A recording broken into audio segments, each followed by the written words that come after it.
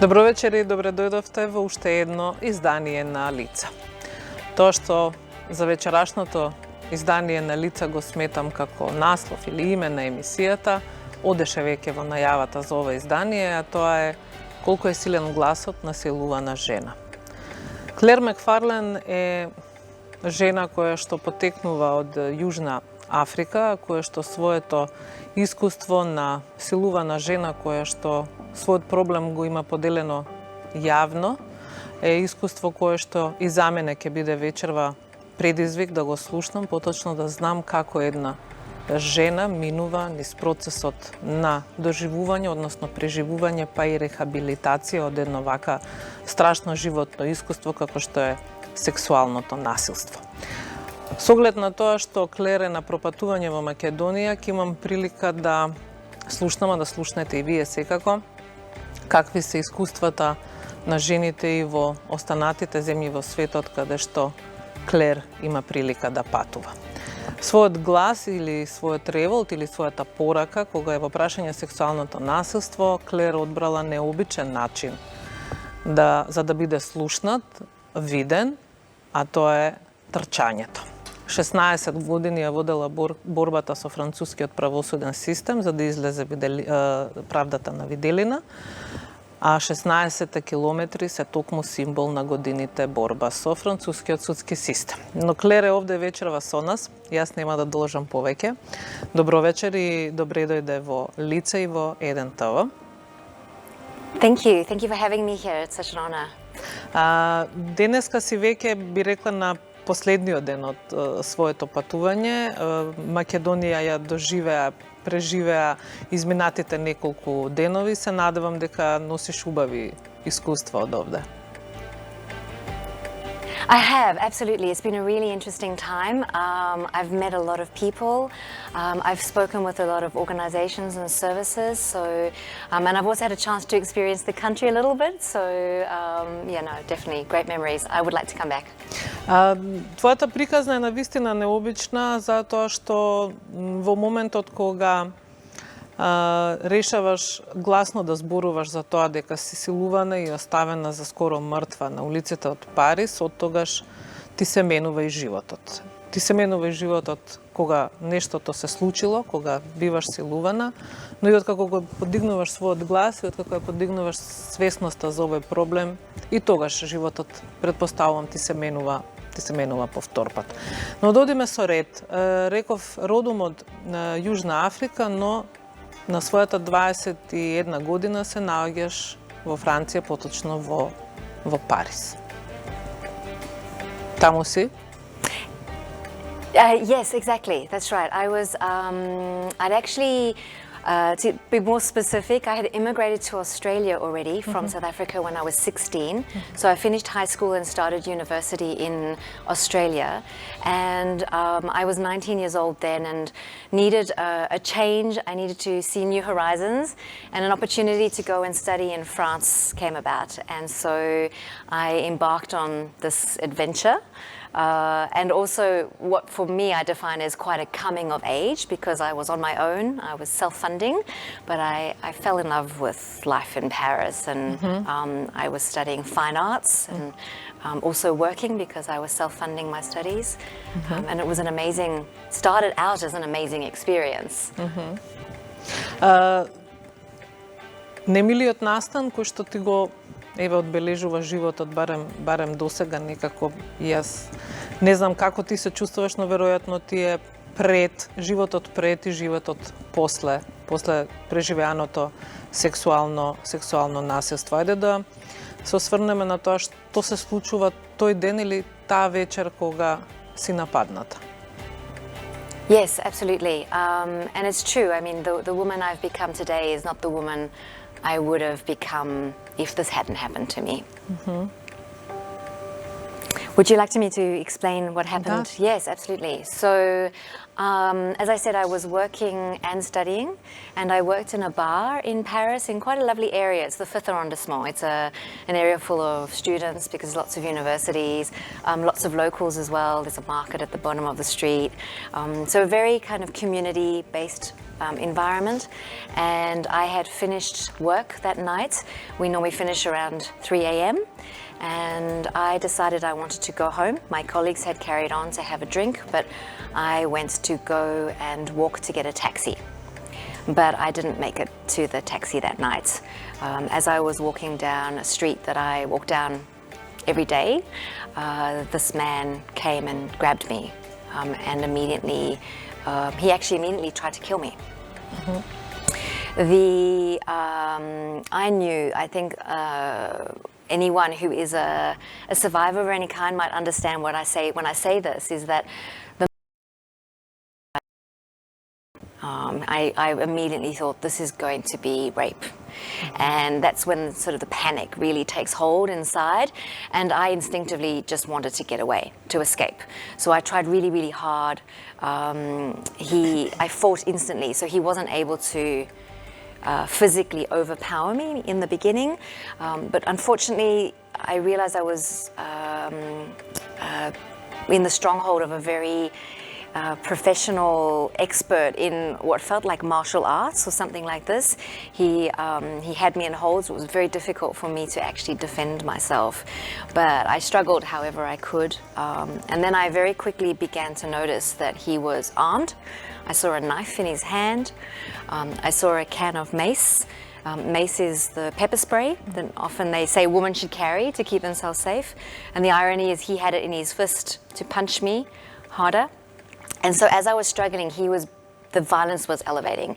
He was screaming at me to shut up. He was hitting me very hard in my face. And eventually there was this moment where I fell to the ground. And that for me was a very, I'd say almost scary moment. He grabbed me by my neck and strangled me and began to strangle me. And that's when I thought I was going to die. I truly thought it was the end of my life, and I lost consciousness. And this didn't last for very long. I actually woke up, what I think is a few minutes later, and he was actually dragging me along the ground by my hair and taking me down a passageway that linked to another street. And he began to drag me up some stairs, and I began my struggle to get away again. And what I realized was that the more I struggled, the more violent this attack was becoming. So there was a moment where he hit me very hard. It was in my eye, and it caused a very loud sound in my head.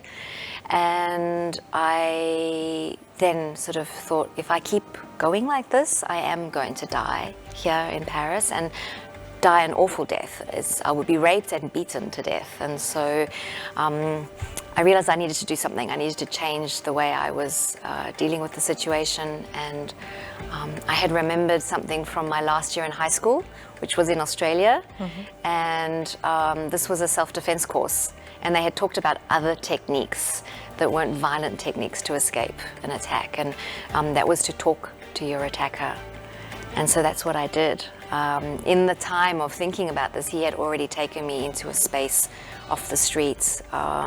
He'd already ripped off my clothes and had begun to rape me. But I had just in my head been thinking about, what can I tell him? What can I say?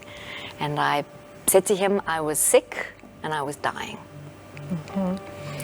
And this shocked him. I could see he didn't want to believe me, and so he began to become violent again and hit me. He showed me he had a gun. He said, I'm going to shoot you, kill you. But I just kept talking. I just thought, this is my only way. I mean, how else do I don't want to die here. And so I just went into the story. I shared personal details of my life. He was actually from Africa, from French part of Africa. So I told him I was from Africa, things like this. And that started to change slightly change the dynamic. And I became, what many say is, I became human. I no longer was this object that he was hurting. And it's what saved my life that night. He actually walked away from the scene after he raped me and left me alive. Кога успеваш да собереш сили веднаш после тоа, за да што направи? Отиде во првата полициска станица или? Okay, so after the attack, when he walked away, he didn't leave the scene of the crime. He actually went to sit in some bushes and watch me for a while, so I was terrified. I didn't know. The attack had actually lasted a whole hour, which is a very long time for this kind of thing, and to have so much violence. So I was very weak. I sort of tried to find my clothing, put my clothes back on, and... И за целото време го гледаше дека е тука и те наблюдува? Yes, I could see him through the bushes. Yeah. And then I waited again. So I think probably another 20 minutes passed, and I thought, well, he's not coming back. I think I can leave. I can try and go. And then this was this important decision to make. I had heard in the weeks before that I'd heard some stories about rape in Paris and how badly it was handled, particularly by the police. And so I thought, well, do I go to the police or do I go home and pretend this never happened? And then I was like, well, I don't know how injured I am. I could feel very injured, and I thought maybe my injuries are life-threatening and I need to go to hospital. So that's what I decided to do, was to try and find help. So I walked back to another bar where I knew my colleagues had gone for a drink, and I knew it stays open later, so I thought at least someone would be there. And I got to the door, there were bouncers at the door, and I just fell in their arms and said, I need help. And they very quickly could see something had happened. And then they didn't call the police straight away. I think they didn't understand what I meant with help. It's not the first reaction to do that because of the reputation that it is so badly handled. And then I said, no, I need to go to the hospital. Please call the emergency. And that's when in France they don't have ambulance. They actually send the fire brigade. So a group of firemen came, and then they did first aid, and then we had to wait. There was a lot of waiting. The police came maybe half an hour later, and then they made me wait still because they had to investigate. I think they were hoping they could catch him. And then I went to hospital. And then I think potentially the experience after that was almost as bad as what happened to me. Зошто? Well, when I got to hospital, they put me in a corridor and I waited for 7 hours before a doctor came to help me. And I was very injured. I mean, on my body, the emergency would have told them that it was sexual violence. Now, I mean, from my experience now, I know that normally you should be taken to a special space, made to feel safe, but I wasn't. And then the first doctor that came to help me looked just like my attacker. He was an African man, and that's again in a moment where I thought to myself, I have to stay strong because this is going to be really, really hard, and I can't let this break me. I'm alive. So in hospital, I was in hospital for hours, going from service to service. I must have told my story 10 times. I was never given a female doctor or anything like that, so it was often male doctors. I found out how injured I was, so I had very severe injuries. I don't know actually if I should actually even say, but I mean I was very injured. He used the knife to cut me, so I had to have stitches, all sorts of things like that. And then I spent a night in hospital. I stayed overnight in hospital. Што се случуваше следното утро? I'm sorry, the translation. So before we even got to the next morning, well, it was the morning actually because the attack happened. But before I got to the next morning, the police already came to the hospital to, I say, interrogate me. They were very anxious and worried because I found out that he had done this before. I wasn't his first victim, but it had escalated, and I almost lost my life. And this is again not something you should do, is interview the victim in a hospital bed. So Како дозна дека не си му била прва жртва? The police told me. I actually, when they told me, it made me angry. And the reason why is because they hadn't warned anyone in the area. And the area is full of restaurants and bars. There's a youth hostel of backpackers. There's young students living there. And there's a lot of women walking around at nighttime on their own because it is a safer area. And they hadn't told anyone that this had happened. And it happened in the exact same spot, in almost an identical way. So I said to the police, well, I'm taking it on myself to let people know. And so I asked I had my colleagues from work come to the hospital, and I said to them, please go back. People know me in the area. I need you to tell them what happened to me and warn them, because I almost died and I didn't want someone else to die. Кога прашав што се случи следното утро, пред се мислев на тоа што биле твои чувства. А и веќе кога си во болница одлучуваш и им велиш на пријателите да ја рашират приказната и да се слушне за да не настрада некој друг. Но утрото потоа е, така символично кажано, утрото потоа за тоа како се носиш со тоа што ти се случило. Дали беше во позиција да речеш во ред што сега? Yes, I actually don't. It's a really good question, because I don't think I was given an opportunity to even think about how I was feeling. Everyone was coming at me. The hospital, the police. The police were very insistent that I, gave as many statements as possible. They never offered me an interpreter, so I had to do this all in French. So there was this, for me, I think I was in what I call survival mode. I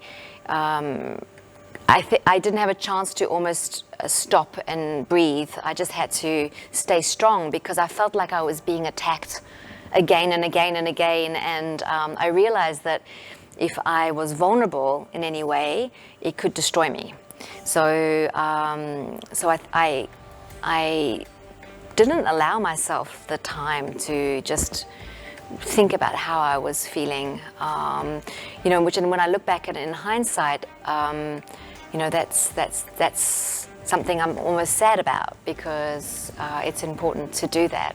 But I just think that you are trying to just survive after something like this. Одлично е тоа кога, нели така, човек пред самиот себе ќе си каже морам да бидам силен и да издржам до крај. Но ова е сепак ситуација во која што не зависело се од тебе. Сега си соочена со тоа што велиш дека ете испрашување од сите страни.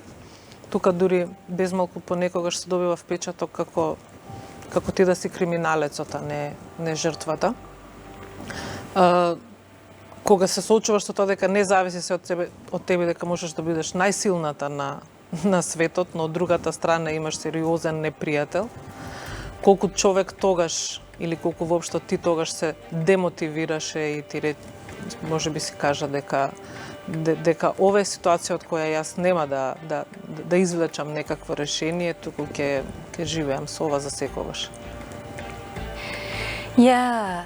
I like how you put that, because it is, I felt sometimes like the criminal. I think initially most people's intentions are to help. They just don't realize that the way they're helping is not really a good way to help someone who has survived sexual violence, because it's interrogation, it's questions. They want you to repeat over and over and over again, which means you relive over and over again what has happened. Also, the other thing that had surprised me the most in hospital was a lot of people tried to blame me straight away. They said to me, oh, it must have been what you were wearing, you must have done something for this to happen. Тоа е веќе како позната филмска сцена. Секогаш, кога е жена силувана, стои некаде дека е таа предизвикувачето. Yes. Yes, no, it is, and I mean, it's still, I see it everywhere. I mean, I'm still seeing it. It's one of the, I think, one of the reasons why survivors of sexual violence don't speak out is because of that fear of blame. You know, and I'm starting to understand it a lot more, and I think I have a bit of I've thought about why people do that. I mean, there's a lot of reasons, but a lot of it, I think, is to try and not identify with the victim, because it's, for most people, it's the worst possible thing that can happen. A lot of people say to me, I'd rather die than be raped. Клер, освен што си физички повредена од овој напад и емотивно си скршена, неспорно, велам, спроти себе го имаш целиот правен полициски систем на една држава каде што треба да, ако ништо повеќе, да се задоволиш себе си со тоа што барем напаѓачот ќе биде пронајден, па нели потоа нека му судат. Велам, колку те демотивираше целата слика кога свати дека нема да оди тоа така брзо? Yes, so the attack happened in July in 1999, and I had to have a lot of medical follow-up, so because of the injuries. So I had to have a lot of treatment around my neck. I was exposed to the risk of catching HIV, and so I had to go on what they call prophylactics, which is the medication to hopefully prevent you from contracting HIV. But it was brand new, so it was a very new medication. They made me sign a waiver, actually, because they didn't know what the side effects would be. And it wasn't awful. I mean, that was an awful experience. It was 1 month of just trying to, again, survive, because I had to wake up at specific times in the night to take the medication. It would make me sick. It affected my vision, so everything was blurry. But I didn't really have a choice. And then I had to have also, they do follow-up for pregnancy, for all the other sexually transmitted diseases, and then also, of course, with the police. I wanted to be as cooperative as I could be with the police, because I wanted them to catch him. And so I recognized how they were treating me wasn't the right way, but if I fought them, it wasn't going to help me. So a lot of resilience in the beginning. I stayed for 3 months longer, and that time was a very difficult time because my dream was to become an artist in Paris, and suddenly I had to make this decision. If I stayed studying in Paris, I would have to keep working at nighttime. And if I kept working at nighttime, I would be putting my life at risk, because now I knew what could happen to me walking to get a taxi. And then I also knew how bad the system was afterwards. So that was a very difficult time, because I had to suddenly make a choice to change my future. And so I decided to return to Australia, where I had been studying at university, and that was in 2000. And I think that's when the reality of everything started to come apart. I had time to think about then what had happened to me.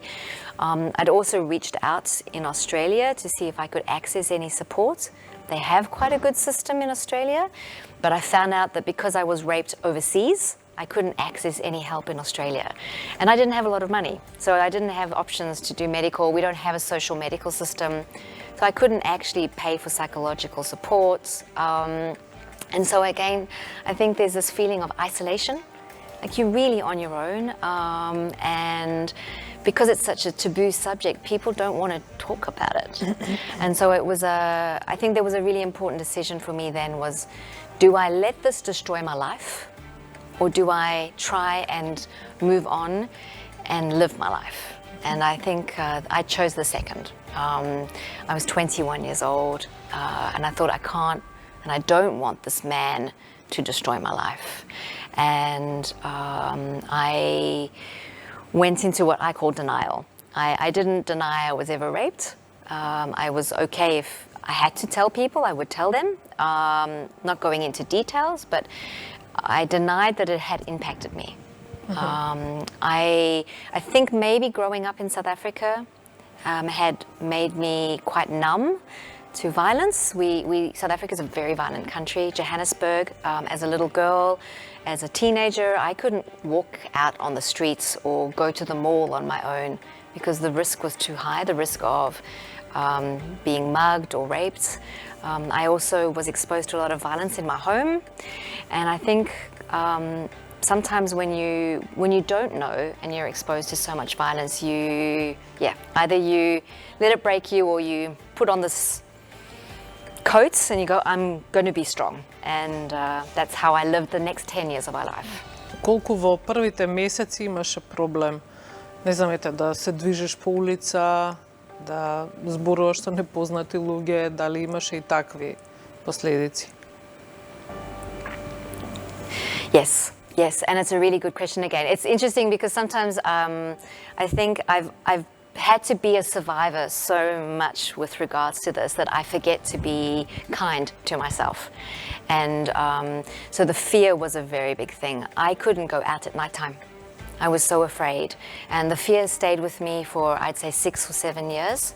It got easier, but it was still, if I was... Како изгледаше твојот живот во тие 6-7 години? Yes, so, well, I mean, if I went out at nighttime, I would make sure someone was with me, but I couldn't, if I was coming home and it was dark, I would be very anxious, worried, and quite ready to attack someone if they tried anything, which is, you don't want to be always on edge. So I'd say for the next 10 years, so from the attack moving forward, I kept my life very busy. So my first year back in Australia after the rape, I was at university. I enrolled at an art college so I could keep doing some art, and I had 4 jobs. Mm-hmm. So I just didn't have time to think about what happened, because whenever there was time, I would go back there, and I didn't want to. So I just filled up my time, and that's how I lived for 10 years. I just lived as busy as I could and never think about what had happened to me. Добиваш повик од Франција, поточно од француската полиција, 10 години подоцна. Yes. И те канат да дојдеш во Франција, поточно во Париз, затоа што напаѓачот после толку време е пронајден. Exactly. I remember that moment quite clearly. It was in June, in the end of June in 2009. And I actually received a message from the Australian Embassy in Paris saying the police are looking for you. And I said, well, you can pass on my number. And as soon as they called me, I was like, there's only one reason the police would want to speak to me. And then they said, can you get to Paris within 48 hours to do a lineup? Which is not a lot of time, but I was living in Europe. So this was, fortunately, I was living in Switzerland and working in Geneva, and I could get to Paris in time. And this was like stepping into a movie. I mean, it truly was. I had, of course, changed over 10 years. I had become a lot more, I was 31 years old then. I was stronger, I'd lived in different countries, and I was a lot more aware of my rights. And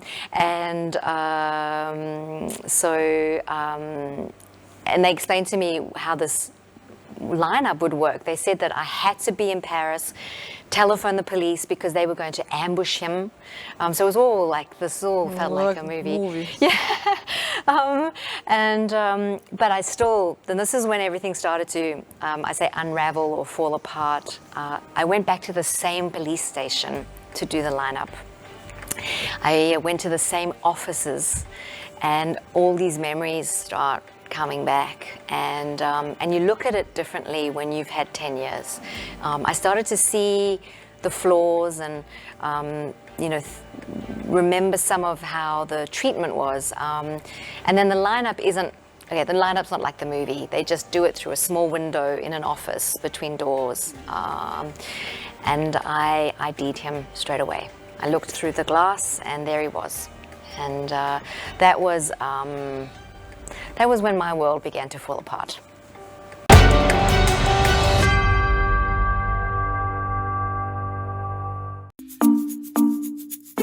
Во шампионската недела добивате дополнителен бонус од 2000 денари само со новата Магента 1. Најбрзите од вас добиваат и дрес од европскиот шампион Вардар. Кога старите млекари го направија за прв пат во 1952 година, знаеа дека ова е рецептот кој треба добро да се чува. Од тогаш, секое јадење е и повкусно и посвежо. Толку многу генерации израснаа со него. Битолско кисело млеко, прво и омилено, уште од 1952 година. Економијата силно тргнува напред. Бруто домашниот производ за прв пат изнесува 4,1% во првиот квартал од 2019 година.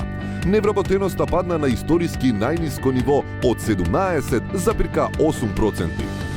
Во последните 2 години отворивме нови 49.522 работни места. Обезбедивме 624,5 милиони евра директни странски инвестиции. Оваа бројка продолжува да расте.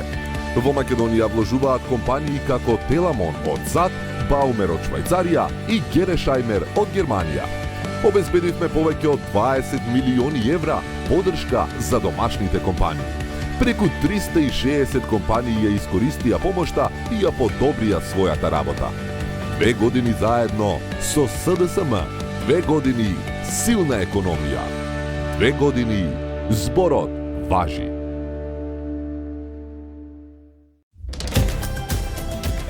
Добро познатиот вкус на пелистерка, збогатен со силен вкус и арома на лимон. Пелистерка битер лемон, идеална доза свежина.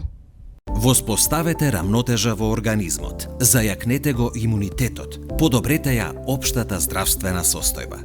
Пробајте Canoil Bio, природен маслен екстракт од канабис. Спреј со висока концентрација на CBD, без психотропно дејство. Благосостојба од природата. Canoil Bio.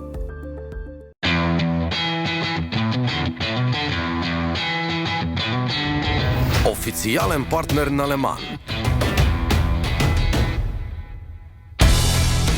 Со горивата Extreme и G-Force.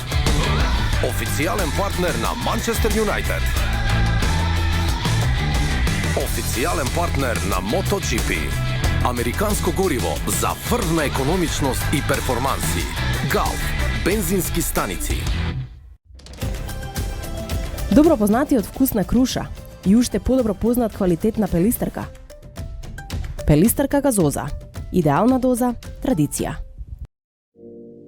Прилагодувајќи се кон потребите на своите купувачи, Кристина Дамил ги состави италијанските брендови Natuzzi Editions, Caligaris и Ego Italiano на едно место. Нивните производи со својот модерен дизајн, висок квалитет и удобност се достапни во ексклузивниот салон за мебел, лоциран на булевар Ѓорче Петров 146 во Скопје. Намената на мебелот е да ви пружи задоволство. Дозволете да ви го возможиме тоа.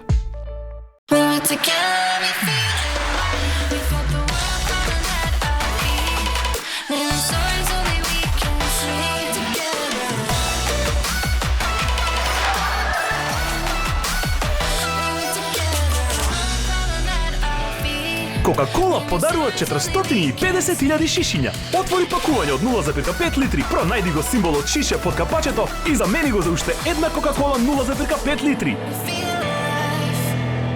Поврзете се со VIP Combo Box и добијте брз интернет дома или во вашата викендичка. Каде и да сте. Едноставно вклучете го уредот и за само 599 денари месечно уживајте во сурфањето. VIP, член на A1 Телеком Австрија групацијата.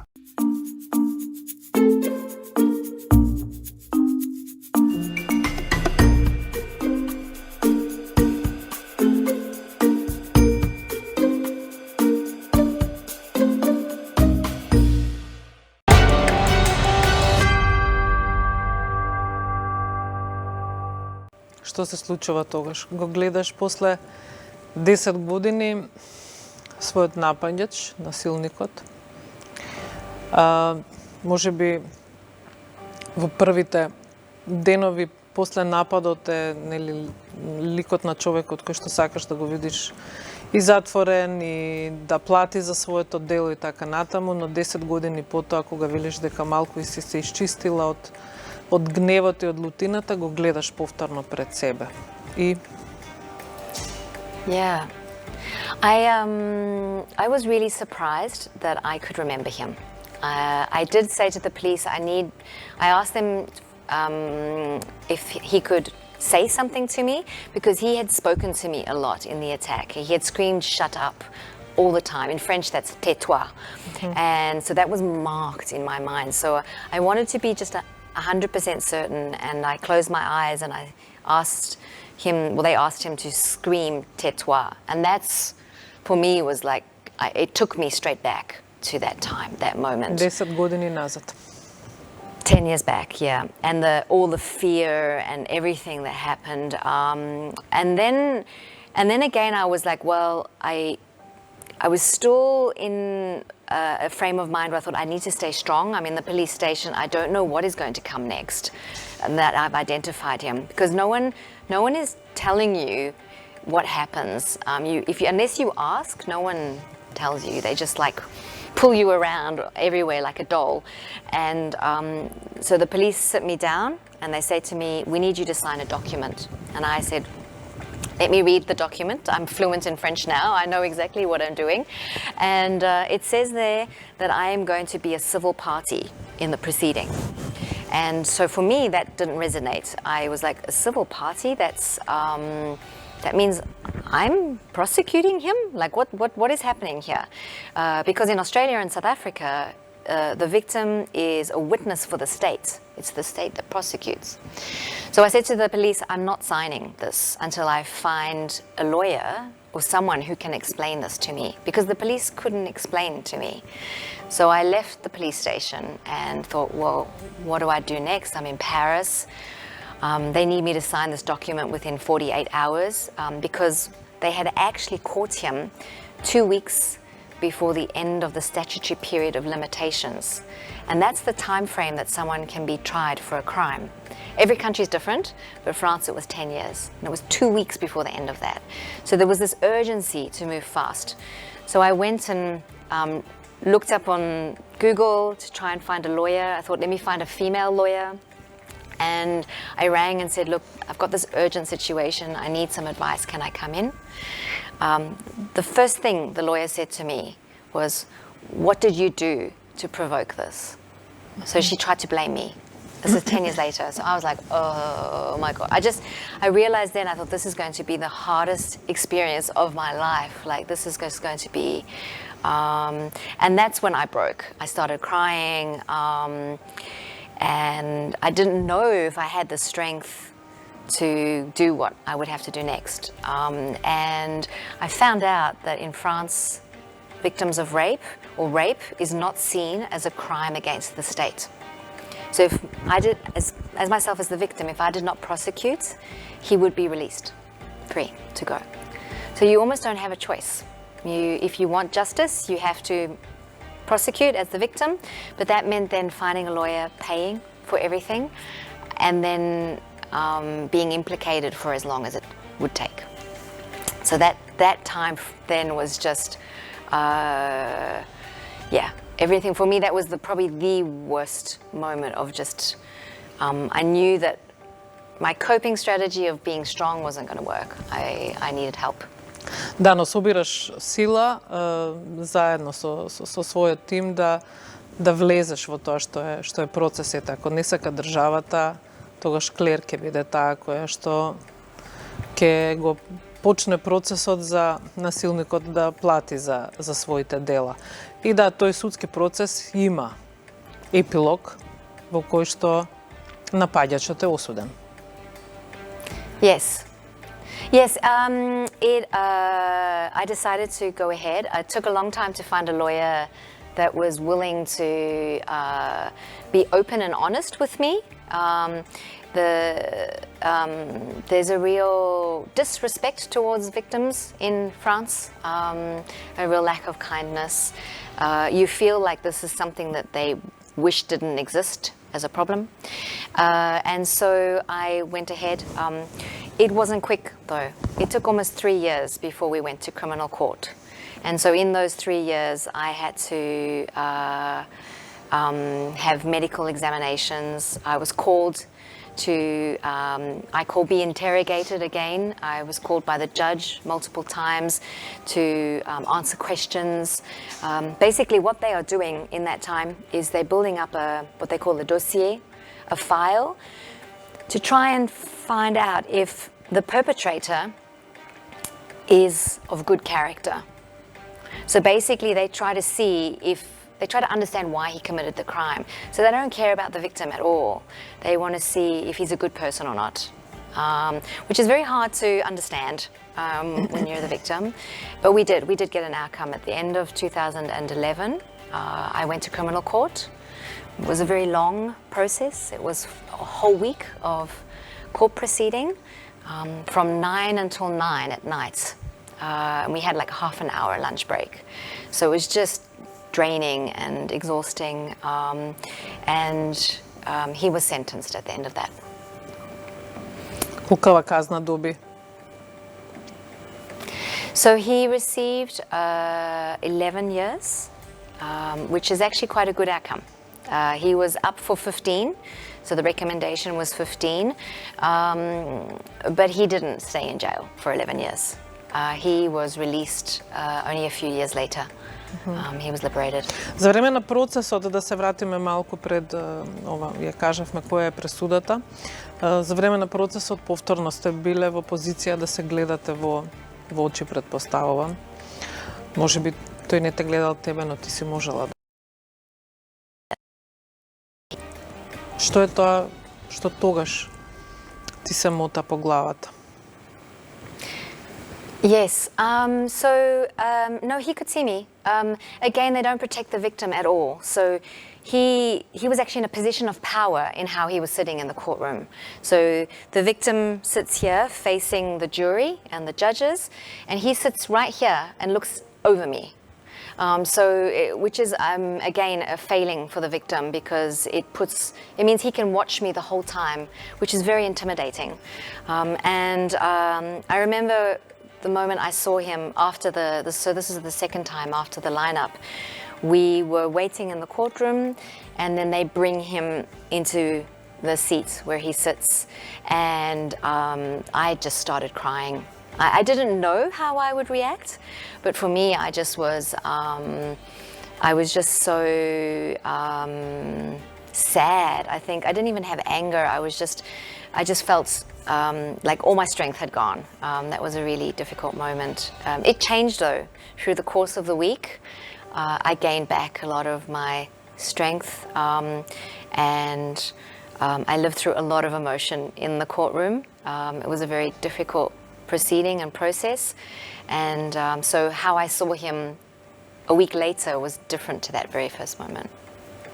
Во 2011-та, ако е правдата задоволена, треба да се продолжи, да се живее, но очигледно токму таквиот исход и тоа низ што се си поминала те мотивира уште повеќе да го дигнеш гласот и да зборуваш гласно за овој проблем, односно за жртвите на сексуално насилство. Од оно што го знаме дека првиот пат кога решаваш да зборуваш јавно, тоа што најмногу можеби те изненадува како ефект од зборувањето гласно е што првите кои што ти се обратиле на било каков начин биле токму жртви на сексуално насилство. Yeah. Yes. Yes. So the irony in the situation is that at the end of 2011, my attacker was sentenced, and I was able to move on with my life after this because I had spent 3 years having it ripped apart into pieces. I went through some of the darkest moments of my life in those 3 years. There were days where I didn't want to live because I just thought this is so hard, and nobody around me wanted to help me. This is such a taboo subject for people. So it was a very difficult time, but I had healed. I had found the tools to heal, and the court proceeding had allowed me to, what I say, become empowered. I addressed myself in the courtroom directly to my attacker at one moment and spoke to him directly. And so I left that ready to move on with my life. However, that wasn't the end of the criminal proceeding for me. There was an appeal. And because in France the victim is always implicated, I had to be involved in the appeal. So there was a justice process for another 3 years. So it lasted 6 years in the end. So this stopped me from moving on with my life. And it got to the point where I had actually returned, I had decided to go and live in Australia, to leave living in Europe, and I wanted to almost decide what I would do next with my life, and put everything, those last 16 years, well not 16, it was 13 at that time, but behind me. And suddenly I'm in this appeal and I'm being called to go to Paris again. And so that becomes really difficult because I have a life in Australia. It's not easy to get on an airplane and go to Paris all the time. It costs a lot of money. And so in 2015, when I was asked to come for a final hearing, I thought I need support. I need people to know what has happened to me. I need to try and get some financial support as well. You know, even Australia wasn't helping me, and I thought I need to tell people. And that was a really big decision. It's not an easy decision to make because when you speak out, you expose yourself to all sides. So you will get support, of course, but you will also be criticized and judged. And so I had to ask myself if I was ready to face all of it. And I was strong enough, and I realized that my story, I don't know, I just had this feeling that I needed to use it somehow to help someone else. It needed to be bigger than just my suffering in a way. And дали ти изненади тоа што најголемиот број на луѓе кои што ти се обраќаат се толкому луѓе кои што го преживеале истото што и ти? Yeah. So when my story, I did a news story that traveled the world. It was online, and suddenly I had survivors writing to me. What really surprised me the most was that it was from so many countries around the world. Women, I had men and children. And I think that was I just had no idea that by speaking I would encourage so many others to speak, and to give them the strength to share their story, and also the reality that there was no stereotype. There was no stereotype when it came to sexual violence and rape. And that was a very big eye-opening experience. And when I knew then that I had to do something more. Колку брзо свати дека сето тоа може да прерасне во сериозно движење? Yeah. So it kind of, I had to go back to Paris and be involved with this criminal proceeding, which only finished at the end of 2015. And in that time, I was thinking, what can I do? I mean, how do I help people around the world? How do I raise a voice? And the defining moment for me was when Lady Gaga had released a song called It Can Happen to You. Or something like When It Happens to You. And this song, she was donating a certain amount of the money from the sales of this to help survivors. But no media in the world talked about it. No one was talking about it. And I was like, wow, this is Lady Gaga. And she's doing this, and no one's talking about this. Thought, we've got to change this. That song did, a couple of years later, she sang it at the Oscars, and it changed. But, and that's when I thought, well, I need to do something. Who wants to speak about rape and sexual violence? No one. I mean, I can't just go up to someone on the street and say, hey, you know, let me raise awareness around rape. So I realized I needed to do this in a different way. And that's when the idea came to link sport to it. I thought sport is just such a beautiful mechanism to bring people together. It had been very profound in my own healing. I had turned to running to help me get through some of the most difficult moments, and I thought this is what I could do. I could try and use sport and running as a way of sharing my story and opening a dialogue around sexual violence. И сега тоа трае веќе 3 години, од 2016-та. 2016-та почнуваш прв пат на денот кога си силувана, почнуваш од Јужна Африка, до сега имаш истрчано колку земји? 47. So Macedonia is country 47.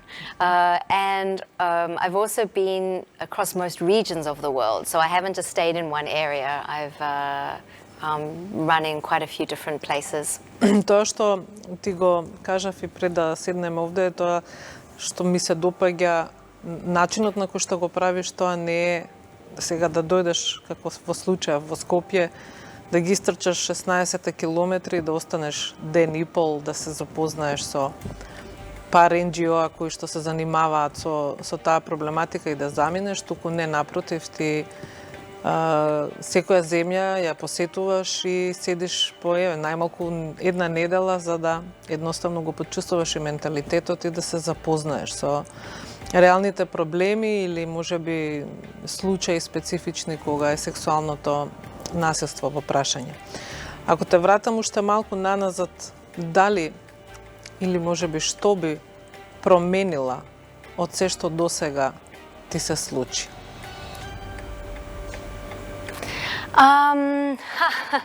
My answer is really short. Nothing. I think the reason I'm sitting here today with you is because of what's happened to me. And I have... Дали можеби би го променила тајмингот кога ќе проговориш за ова гласно? Дали можеби си чекала многу години да поминат за да го подигнеш својот глас? Дали можеби таа одлука си требала да ја донесеш во многу порано? Yeah, no, I wasn't strong enough. I wasn't ready for it. Now, I've thought about this a lot. It's something I always think about. What would have, well, I've actually stopped doing that. Part of my healing process was really to learn a lot to do with acceptance. I think many of us are confronted with all different kinds of trauma. A lot of people do face violence. There's domestic violence, sexual violence, and we get a choice in life. We get to choose how we let it affect our life. Either it stays a lifetime of suffering and it will be with us forever and we see it as something that has destroyed our life, or we take it and we say, okay, I'm going to use this to heal myself, but also to potentially do something with it. You don't have to do what I do, go out and try and change the world, but we have the chance to have a life and have a right to live a life. So I've learned a lot to accept and realize that a lot of this has been in perfect timing and I couldn't have changed much, and that everything I'm even learning on this journey prepares me for the next country or the next experience or the next story, because I hear a lot. In every country I get stories, I have survivors writing to me, and some of those stories are very hard to listen to, but the journey prepares me because I get stronger and stronger as well, and I can... Да, тоа денес ти има направено да бидеш и мотивацијски говорник на оваа тема. И TEDx си го освоила. Но си во исто време, предпоставувам и самата кажа, многу свесна за тоа дека не баш сите жртви на сексуално насилство можат вака да се изборат или да живеат со проблемот, со тоа што ќе го направат во своја некаква условно предност, за да бидат и посилни и поцврсти и да продолжат понатаму. Што им велиш на сите оние кои што едноставно не можат да се изборат еве вака како тоа што тебе ти успеало? Absolutely. I think the biggest one for me to say to them is it wasn't your fault. Nothing you did caused this to happen to you. I think a lot of victims, a lot of survivors, however anyone wants to identify, they carry so much guilt, they carry so much shame, and that's almost what stops them from having access to healing. Because if you are ashamed, if you are thinking that it might have been your fault, you are afraid to ask for help, because everyone around you is going to judge you. So that would be my first one. And the other one is we don't, every survivor reacts differently to sexual violence. There is no right or wrong way to be a survivor or a victim, and that's really important because the system has this expectation that victims are one way and the other way is wrong, but it's not. How you react is how you react, and that's fine. I would like to encourage anyone who has a story to at least just reach out to a service that can help them. I have seen with my own story, if you had asked me when I was 25 if I thought talking about my story would help me heal, I would say no. Because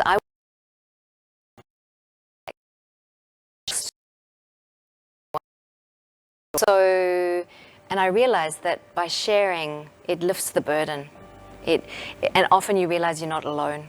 And particularly if you go to a professional, someone who's a service that is trained to help and be sensitized to support, we don't have to tell our family. We don't have to go to the police. We don't have to go to the hospital. We can go to potentially a counseling trauma center and just talk to one person. And that could be enough. Or you can go out and change the world. Клер, уште колку земји остана пред тебе на ова твое патување? I've got to do some maths. I have 230 countries that I'm running in, so I have 183 to go.